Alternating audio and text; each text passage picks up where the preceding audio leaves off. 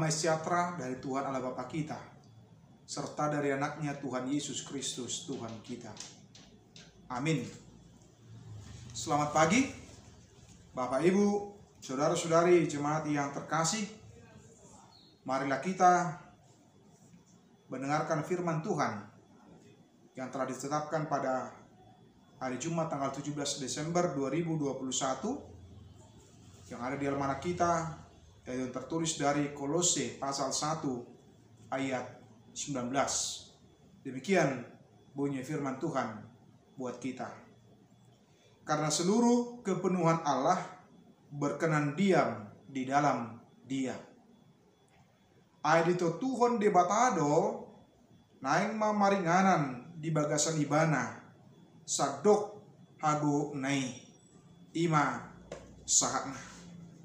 Saudara-saudari, Bapak Ibu, jemaat yang dikasihi oleh Tuhan Yesus Kristus, Lembaga Alkitab Indonesia membuat judul dari Kolose pasal 1 ayat 15 sampai dengan 23, yaitu keutamaan Kristus. Ketika disebutkan keutamaan Kristus, itu berarti menunjukkan kelebihan daripada sosok Kristus itu dibandingkan dengan yang lainnya. Termasuk di dalamnya dibandingkan dengan para nabi-nabi juga dalam perjanjian lama maupun para rasul dalam perjanjian baru. Tentu saja yang ditekankan bukanlah menyangkut tentang kelebihan secara duniawi atau secara manusiawi, yaitu mungkin dengan kekuatan secara fisik dibandingkan dengan yang lainnya, ataupun ukuran-ukuran duniawi lainnya. Namun justru hendak menekankan tentang kealahan daripada Tuhan Yesus Kristus yang tidak dimiliki siapapun, di mana Dia berarti tidak bisa disejajarkan, disamakan dengan siapapun yang ada di muka bumi ini, termasuk juga para nabi-nabi. Itulah keunggulan, itulah kelebihan yang disampaikan oleh Paulus di dalam Kolose pasal 1 ayat 15 sampai dengan 23. Di situ jelas digambarkan, disebutkan bahwa Ia adalah gambar Allah. Dialah pencipta, bahwa Dia ada sebelum segala sesuatu ada di muka bumi ini. Bahkan Dia memperdamaikan kita dengan Allah. Itu semuanya disampaikan oleh Paulus supaya jemaat tidak mudah diombang-ambingkan oleh berbagai rupa-rupa pengajaran yang mencoba untuk menyesatkan keimanan, keyakinan daripada Tuhan Yesus Kristus. Tetapi mereka boleh tetap teguh, mereka boleh tetap kuat meyakini dan mengimani sosok kealahan daripada Yesus Kristus. Di dalam diri Yesus Kristuslah Allah berinkarnasi dalam wujud manusia. Karena hanya dengan demikianlah Allah dapat menjangkau, Allah dapat menyelamatkan manusia itu supaya manusia tidak dihukum oleh Tuhan.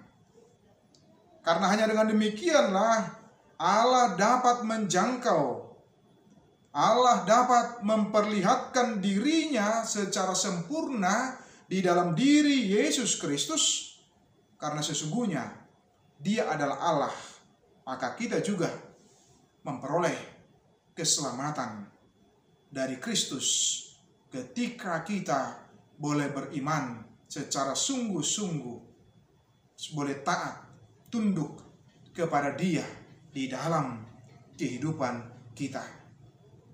Semuanya itu disampaikan oleh Paulus di tengah-tengah upaya dan usaha yang dilakukan oleh ajaran-ajaran Yahudi yang mencoba untuk menolak maupun ajaran-ajaran yang lainnya, yang mencoba supaya mereka tidak percaya kepada ketuhanan Yesus Kristus. Oleh karena itu, di tengah-tengah situasi dan kondisi pada saat ini juga ada banyak hal yang mencoba untuk meragukan ketuhanan daripada Yesus Kristus itu. Oleh karena itu, ada bisa banyak yang bisa tersesatkan, tidak mengenali dengan baik oleh karena tidak menerima pengajaran yang sesungguhnya, pengajaran yang benar tentang ketuhanan Yesus Kristus. Karena itu kita mau diajak di tengah-tengah kehidupan kita supaya kita boleh bersungguh-sungguh, supaya kita boleh yakin, supaya kita boleh percaya kepada Dia dalam situasi apapun, dalam kondisi apapun. Itulah yang disampaikan oleh Paulus dalam nats ini. Disebutkan bahwa karena seluruh kepenuhan Allah berkenan diam di dalam Dia, bahwa Dia benar-benar Allah 100%. Karena hanya Allah yang bisa dan dapat menyelamatkan manusia yang berdosa, yang seharusnya menjadi yang terhukum oleh karena konsekuensi ketidaktaatan, ketidaktundukan. Tetapi karena anugerah kemurahan Allah, maka manusia itu menjadi diselamatkan. Oleh karena itu, bagaimana kita Bapak Ibu dalam kehidupan kita dengan sungguh-sungguh mengimani Dia sebagai Tuhan dan Juru Selamat kita, sebagai Allah sesungguhnya, dan kita boleh mentaati Dia, boleh melakukan apa yang Dia katakan di dalam kehidupan kita, sehingga kehidupan kita boleh mencerminkan diri sebagai pengikut Kristus yang sesungguhnya. Apakah di kantor, apakah di rumah, atau dimanapun kita berada di dalam kehidupan kita, supaya kita boleh menunjukkan, mencerminkan diri kita sebagai pengikut Kristus yang sejati. Jangan berikan ruang, tempat bagi pengajaran-pengajaran yang boleh menyesatkan iman kita, yang boleh membelokkan keyakinan kita. Tetapi berdirilah teguh dan kuat di dalam Kristus. Tuhan memberkati kita semua. Amin.